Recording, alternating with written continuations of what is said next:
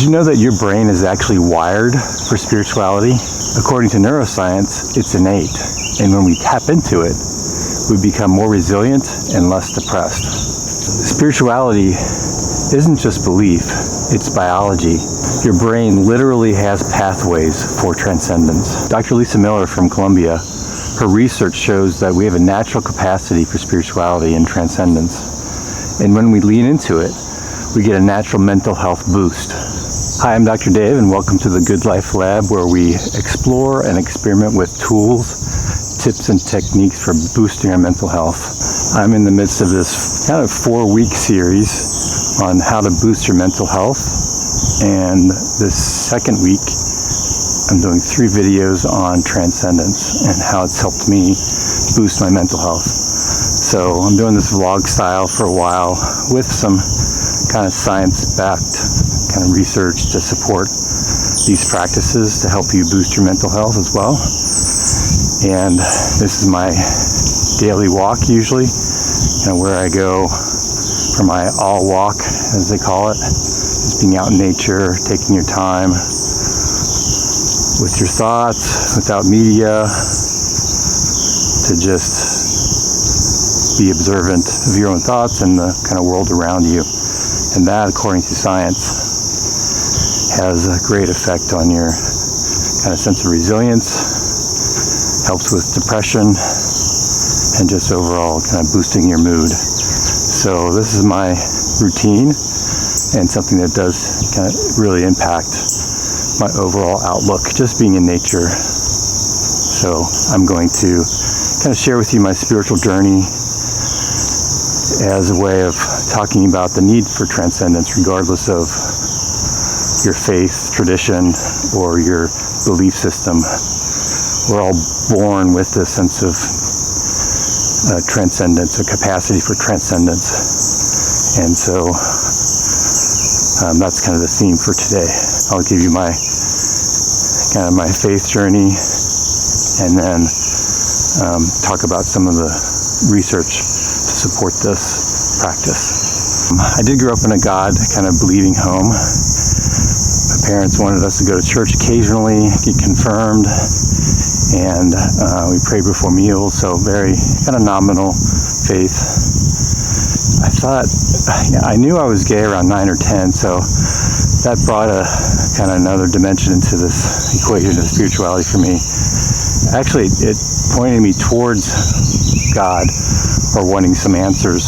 And so when I got to college, I leaned into that and decided I wanted to be part of a larger kind of faith community, and became part of Campus Crusade for Christ as a response to just wanting a greater purpose in my life, but also I thought maybe that could resolve my issues with my orientation.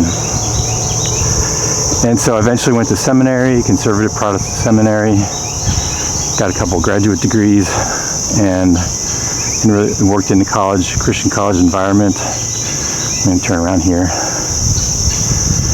And worked in a Christian college environment for a long time. So for 22 years, I really tried everything I could to not be gay. As I said, I went to seminary, I became religious, I prayed and fasted for those, on and off for those 22 years, not continuously, but so I tried everything I could to not be gay. And then around 40s, when I thought, this is not working for me. I was kind of the only single guy in my 40s in the church pews, and just felt more and more marginalized. So I decided at around 40 to just embrace my identity as a gay man. It only took me 22 years, but I finally did. And then I went actually in a job interview at a queer practice. The owner was a lesbian, and I told her my story, my faith journey, and she said, working with clients, that they had to kind of put their faith in escrow or on hold while they figured out their identity. And so that's what I kind of had to do for a while, along with other doubts I had for a while about my faith. I became an atheist, and actually my life got better after I became an atheist. This is during COVID then, leading up to COVID. I gathered some of my friends and we just did this Zoom meeting, and it was like five of us, and it's around spirituality, and I just kind of shared my journey with them and tried to explain my faith or lack of it. And I thought they'd be on the same page, but they had been through similar experiences, but they all had held on to their faith. And so after that experience, which lasted several weeks, just being able to share where I was, and I think I just became more open to the possibility of there being a God again. And so at this point now, I feel like I'm more agnostic. I think hoping, wanting to believe, but not believe in my Orthodox Christian faith that I used to. So I've kind of had to deconstruct my faith. Now I'm reconstructing it. But regardless of my faith, through all that, I had this great need for transcendence. So walks like this, walks in nature, is really where I get my sense of transcendence. And I think even basically being connected to something greater than myself is what I mean by transcendence. And this gives me that sense. Travel does that for me, being a part of a kind of a global adventure. And I'll talk about this in the next video, gratitude gives me a sense of being connected to something greater. Gratitude for what I have, but also gratitude towards another person. So I'm going to talk about this long project I did around gratitude that also gave me a sense of awe in my relationships. Yeah, that's my faith journey, my spiritual journey, and my transcendence journey. Regardless of whether or not I had faith, I still had this need and desire for transcendence, being a part of something greater. And I just want to wrap things up here and with a question. But first, thanks for joining me on this walk. And just a kind of reminder that regardless of your faith tradition or what you believe, we all have a need for transcendence. According to research, we're kind of built that way, and that can come in a number of different ways. For me, it's these walks in nature, but for you, might be being a part of a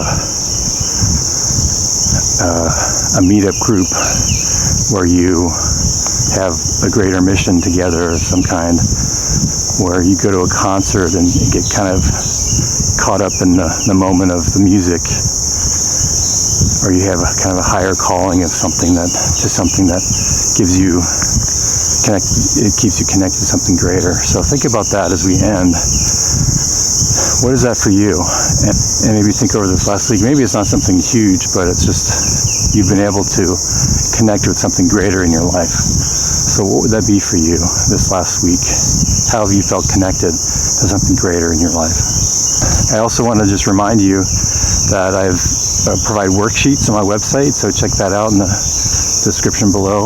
And I'm working on digital products as well that could help boost your mental health and well-being. Some smaller, like just doing transcendence exercises or mindfulness exercises, and some bigger, kind of take people through a process of creating a project, a happiness project for themselves, which could be 3 months, 6 months, a year-long project. I do a lot of those myself, and I've done a number of happiness projects or projects to help me transition during a season of my life to be less depressed. So check that out on my website and how you can kind of create your own project. So I will see you next time, and thanks again for joining me. Have a great day.